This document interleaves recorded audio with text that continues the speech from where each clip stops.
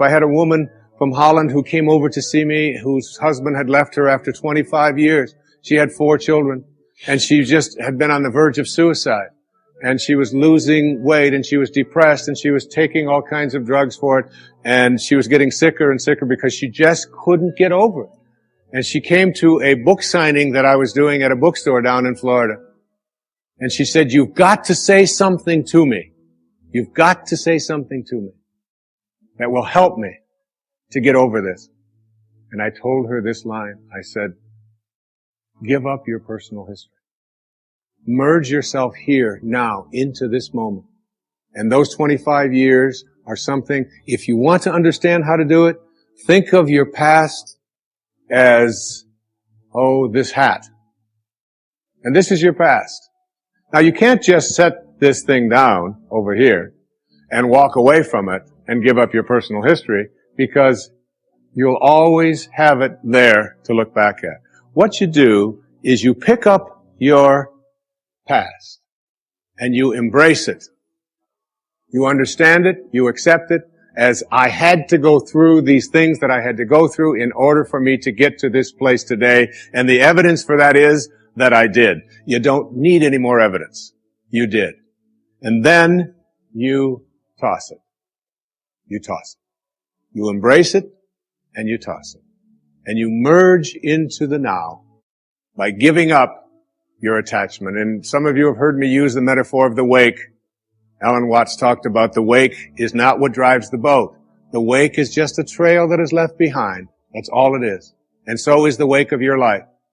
And the wake doesn't make the boat go, and neither does the wake of your life the reason why your life is going in the direction that it is. The wake is a trail that is left behind, and it's an illusion to believe that it is the cause of your suffering or your struggles or your difficulty. Give it up. Let it go. Embrace it, understand it, get help doing that if you must, and then move into the now. Wisdom is avoiding all thoughts which weaken you. You know, every thought has an energy, just like everything else in the universe. And if you have a thought of shame, it will weaken your muscles. And what is your heart but a muscle? If you raise a child who believe in shame and feel ashamed of themselves, every time they think that shameful thought, they will be weakened. And if you have a thought of fear, and if you have a thought of stress, and you have a thought of anguish and anxiety, all of these thoughts and many more are the thoughts that will always weaken you.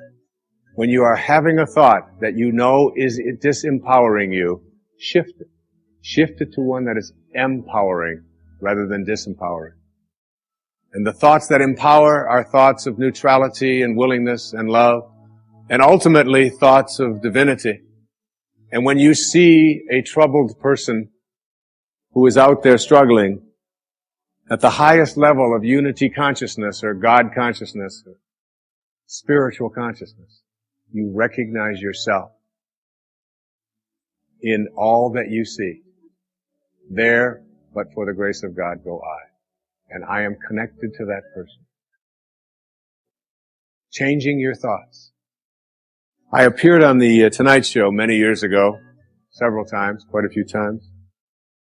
And I remember coming home from the Tonight Show, and I was walking along the beach, and they had taped the show the night before, and I was out for a walk, and a woman who lived in the Northeast stopped me, and she said, "Didn't I see you last night on the, how could you be here?" I said, "Well, I flew the red eye, and I was walking along."